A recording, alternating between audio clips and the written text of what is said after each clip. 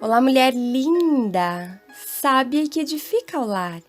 Eu sou Eliane Cristine e estamos lendo juntas o livro Arrependimento Profundo e Eficaz de Hernani Santos. Esta leitura foi autorizada. Para aquisição do livro, entre em contato com a editora Vem. Leitura número 5. Consciência, o alarme da alma. Pai, eu oro pela amiga que me ouve. Que o Espírito Santo sensibilize nossas consciências para chegarmos a um arrependimento profundo e genuíno em Deus. Eu oro em nome de Jesus. Amém. Uma consciência sensível funciona como um monitor de Deus. Ela nos alerta acerca da qualidade moral do que fazemos ou planejamos fazer. Proíbe ilegalidades e irresponsabilidades e nos faz sentir culpa, vergonha e medo das punições futuras que ela nos diz que merecemos, quando nos autorizamos a desafiar seus limites. A grande estratégia de Satanás é corromper, cauterizar e, se possível, matar nossa consciência. O relativismo, o materialismo, o narcisismo, o secularismo e o hedonismo do mundo contemporâneo ocidental o ajudam a alcançar esse objetivo. O que é a consciência? As Sagradas Escrituras nos revelam vários tipos de consciência e o papel de cada uma delas. Vamos ver e aprender. Paulo diz em 2ª Carta aos Coríntios, capítulo 1, versos de número 12, porque a nossa glória é esta, o testemunho de nossa consciência que, com santidade e sinceridade de Deus, não com sabedoria humana, mas na graça divina, temos vivido no mundo e mais especialmente para convosco. E por que Paulo diz isso? Porque ele está enfrentando acusações de desonestidade dos irmãos de Corinto. Pois por várias vezes ele prometeu voltar lá com eles, mas não conseguiu. E agora ele escreve os motivos porque ainda não conseguiu ir a Corinto. E mesmo assim eles não acreditam nele. Então ele diz: dou testemunho de minha própria consciência. Por 12 vezes no Novo Testamento, vemos uma menção positiva acerca da consciência. Para Paulo e os escritores do Novo Testamento, era muito importante que eles tivessem uma consciência limpa. Vamos ver alguns versos do Novo Testamento. Em Atos, capítulo 23, verso de número 1, Paulo diz: Irmãos, eu tenho vivido a minha vida perante Deus em toda a boa consciência até esse dia. Em Romanos, capítulo 9, verso de número 1, ele diz: Estou falando a verdade em Cristo e não estou mentindo. A minha consciência dá testemunho no Espírito Santo. Em 2 Timóteo, capítulo 1, versos 3, Paulo diz: Eu agradeço a Deus a quem eu sirvo, como fizeram os meus ancestrais com uma consciência limpa. Em Hebreus, no capítulo 13, versos de número 18, o escritor diz assim: Ore por nós, para que nós tenhamos uma consciência limpa. Como definimos consciência? Em minha humilde definição, entendo que a consciência não é o júri final do cristão, mas é uma importante testemunha para trazer ao tribunal quando você é acusado. A consciência é a faculdade dentro do ser humano que avalia o que é bom e o que é mal em nós. É o que a palavra consciência significa tanto em grego quanto no latim. A palavra consciência no grego é suneidesis, que quer dizer conhecer com. No latim, a palavra é consciência, que quer dizer saber com. No hebraico, a palavra é leb, normalmente traduzida por coração. No Antigo Testamento, quando Moisés diz que Faraó endureceu seu coração, em Êxodo, no capítulo 8, verso de número 15, estava dizendo que Faraó endureceu a consciência. Quando a Bíblia fala de um coração enternecido, em 2 Crônicas, no capítulo 34, verso de número 27, refere-se a uma consciência sensível. Os de coração reto, Salmos capítulo 7, versos 10, são os de consciência pura. E quando Davi orou, cria em mim, ó Deus, um coração puro, no Salmo 51, versículo de número 10, ele estava procurando ter uma vida e uma consciência purificada. Então, consciência é o conhecimento que Deus coloca em nós para que nós nos conheçamos e Deus, o Espírito Santo, para afetar nossa consciência.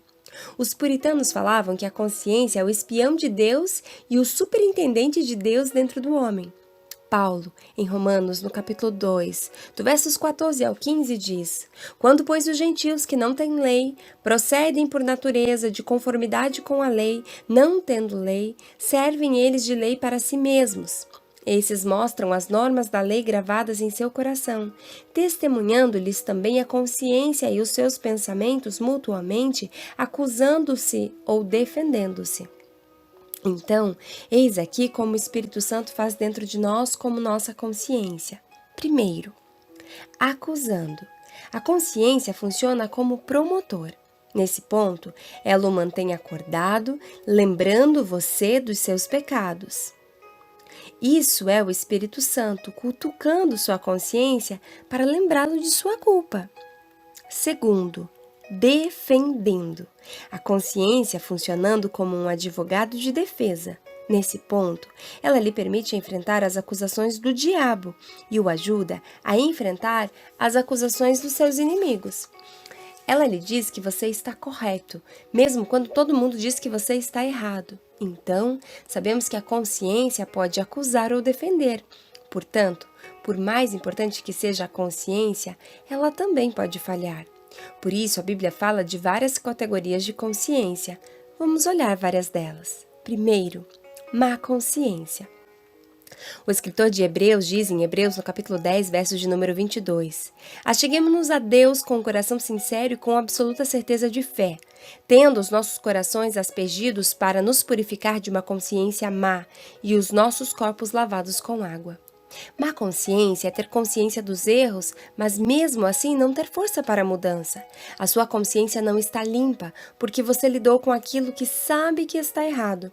Ela sabe que está pecando, mas você não quer deixar o pecado. E um dos grandes perigos com uma má consciência é que quanto mais você ignora seu pecado, em maior perigo você está. Número 2. Consciência cauterizada. Sobre esse tipo de consciência, Paulo fala a Timóteo em primeira carta ao Timóteo, capítulo 4, verso de número 2. Pela hipocrisia dos que falam mentiras, tem cauterizada a própria consciência.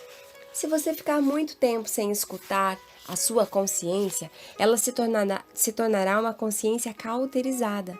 Você não sentirá mais e não se incomodará mais com seus atos. Enquanto a má consciência ainda acusa, mas não lhe oferece força, a consciência cauterizada não acusa mais. Quando você deixa de lado a obra do Espírito em sua vida e ignora a sua consciência, e você se torna amortecido até chegar ao ponto de morrer. Número 3. Consciência corrompida. Paulo fala desse tipo de consciência em Tito, capítulo 1, verso de número 15.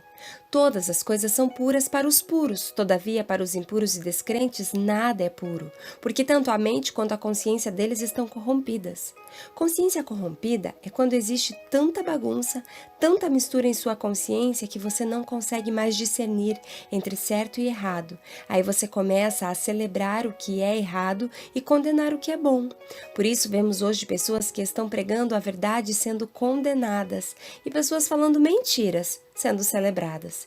É porque essa é uma geração de consciências corrompidas. Há tanta bagunça, tantas misturas, que as pessoas não sabem mais discernir o que é certo e o que é errado. Uau! Glória a Deus! Pai, em nome de Jesus, eu oro por mulheres que no dia de hoje precisam que suas consciências deixem de ser más e passem a ser santas.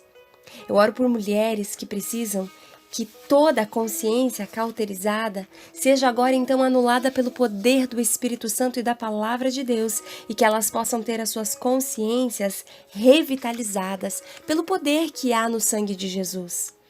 Pai, eu oro por mulheres cuja consciência está corrompida, que não discernem mais o bem e do mal, que celebram as mentiras e que condenam as verdades. Pai, em nome de Jesus, que o Espírito Santo traga metanoia a estas vidas e que elas possam celebrar verdadeiramente, genuinamente, arrependimento. Pai, limpa as consciências, Pai. Limpa, meu Deus, o Espírito, assim como o salmista Davi, o rei Davi, pediu que o Senhor criasse um coração coração nele puro, uma consciência então purificada. Pai, em nome de Jesus eu oro por mulheres que precisam ter a sua consciência purificada em Ti, restaurada em Ti, para que o Espírito Santo possa novamente falar aos seus corações e que possa a consciência ser juiz delas, Pai, para que elas possam fugir do pecado, abandonar o erro e seguir o caminho de busca e de santidade. Eu oro por mulheres que precisam no dia de hoje dar meia volta e voltar a caminhar diante de uma consciência reta, diante de caminhos abençoadores, nos quais cuja tua palavra declara santidade e verdade. Oro por transformação, por libertação, por liberdade que há na cruz de Cristo, em nome de Jesus. Um grande beijo, Deus te abençoe e até nossa próxima leitura.